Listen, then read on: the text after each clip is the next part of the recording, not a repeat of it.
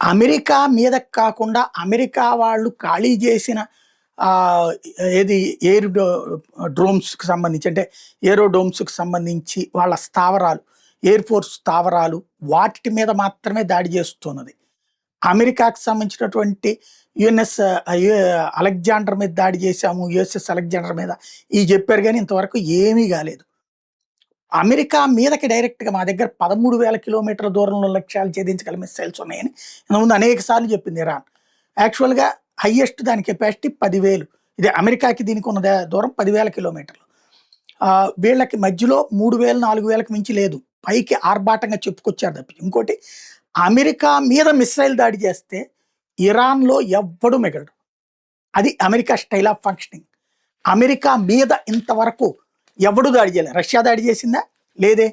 లేదా ఇంతకుముందు ఆఫ్ఘనిస్తాన్ దాడి చేసిందా? లేదే. లాంగ్ ఉండటం ఒక ఎత్తు. ప్లస్ అంత దీర్ఘకాలంలోకి వీళ్ళ క్షిపణి వెళ్ళిన దారిలోనే పడగొట్టేస్తది అమెరికా. ఆ తర్వాత వదిలినోడిని వదిలిపెట్టదు అది. అది కీలకమైనటువంటిది. అయితే ఎంత భయపడి చస్తుందంటే ఇరాను 9/11 తరహా దాడికి అమెరికా మీద కుట్ర పన్నింది ఇరాన్ అన్నటువంటి ప్రచారం జరిగింది.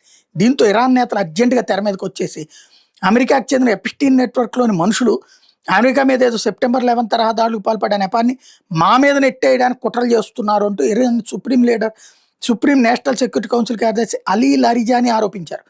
ఈ మేరకు ఎక్స్‌లో పోస్ట్ చేశారు. 9/11 తరహా దాడుల కుట్ర మీద తమకు సమాచారం అందిందని చెప్పారు. ఉగ్రవాదానికి తాము ముమ్మాటికి వ్యతిరేకమని తేల్చి చెప్పారు. అమెరికన్ ప్రజలు తమకు శత్రువులు కారన్నారు. మరి నీకు ఉగ్రవాదం మీద దాడింది నువ్వే ఒక ఉగ్రవాదివి నంబర్ 1. రెండోది అమెరికా ప్రజలు శత్రువులు కాదన్నప్పుడు అమెరికాకి సంబంధించిన ప్రాపర్టీస్ మీద నువ్వెందుకు వెళ్తావు? మీ ఖొమైనీని శత్రువు అన్నప్పుడు, యుద్ధం అన్నప్పుడు అవతలోడు మంచోడు ఎట్టవుతాడు నీకు? ఇరాన్ మీద అమెరికా దాడి చేస్తున్నప్పుడు అమెరికా మీద మేము దాడి చేయలేమని చెప్పడం ఏంటి? ఎపిస్టీన్ ఫైల్స్‌లో సూత్రధారులే అమెరికా మీద దాడి చేసి ఆ విషయాన్ని ఇరాన్ మీద నెపం వేస్తారట అనేది వీళ్ళకి సమాచారం ఉందంట. ఓకే. అదే నిజం అనుకుందాం. అప్పుడు చెప్పుకోవచ్చు కదా గొప్పగా అమెరికానే సుక్కలు చూపించాం మేమని.